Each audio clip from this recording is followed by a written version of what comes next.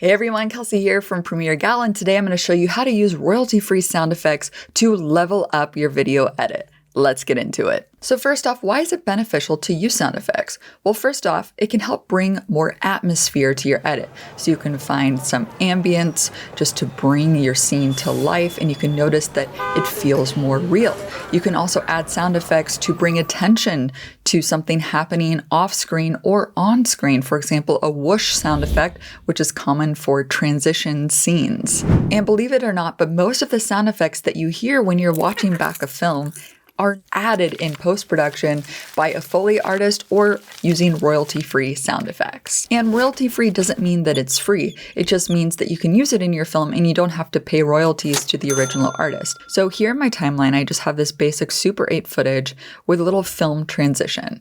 The visual's cool, but let's add some sound. So I downloaded these 3 sound effects here inside of my project panel. And the first one is just a film projector ambient. So let's drag this down into our timeline. So here you can just hear that it sounds like a projector is rolling in the background. But for this moment when the transition happens, let's add in some slide sound effects. So here's a slide projector sound effect. Let's drag and drop this down here. And a quick tip, if you press the Option key and use the left and right less than or greater than symbols on your keyboard, you can move it to the right or to the left to better align it with what's happening on screen.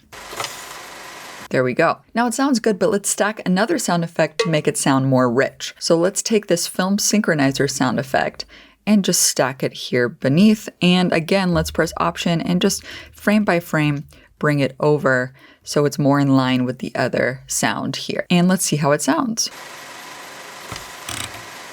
Great. And you don't have to use sound effects that are called film projector or slide effect. You can find other sounds that maybe aren't actually projectors. For example, if you have like a door closing or a creaky floor, you can use those sounds to help build up the ambience of your scene. It doesn't have to be exactly the thing that you're looking for, right? So have some creativity with your searching to help build out the atmosphere of the scene with sound. Another tip that I have when it comes to sound mixing, you can use the Essential Sound panel in Premiere Pro. So the ambience track here, we can go up to Essential Sound and select ambience and select auto match, which will make sure it's at the correct loudness level for broadcast. And we can select the 2 other sound effects and go to sound effects and select auto match as well. And you may need to adjust the volume depending on the other sounds in your scene, but let's play this back and see how it sounds.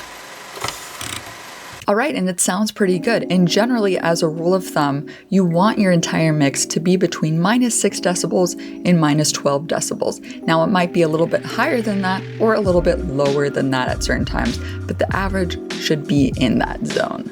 If you have any questions about sound effects, be sure to leave a comment below. Thanks, Epidemic, for having me, and I'll see you next time. Bye.